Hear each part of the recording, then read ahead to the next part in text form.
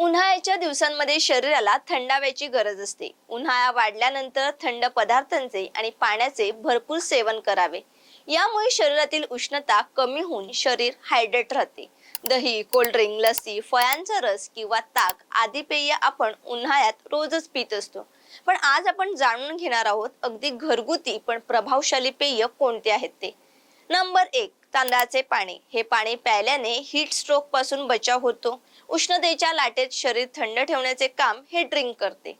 Number दोन, आंब्याचे पन्हे. कच्च्या आंब्यांपासून पन्हे हे तुम्हाला उकाड्यापासून सुटका करणारे दर्जेदार पेय आहे.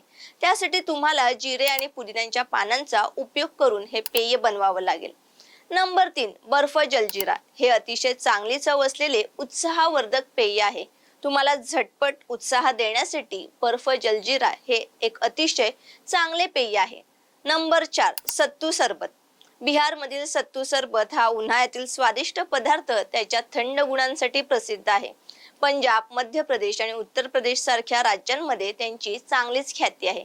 त्यासह सत्तू सरबत देशभरात लोकप्रिय आहे. ही पेय घरी करून बघा आणि आम्हाला कमेंट्स करून नक्की सांगा.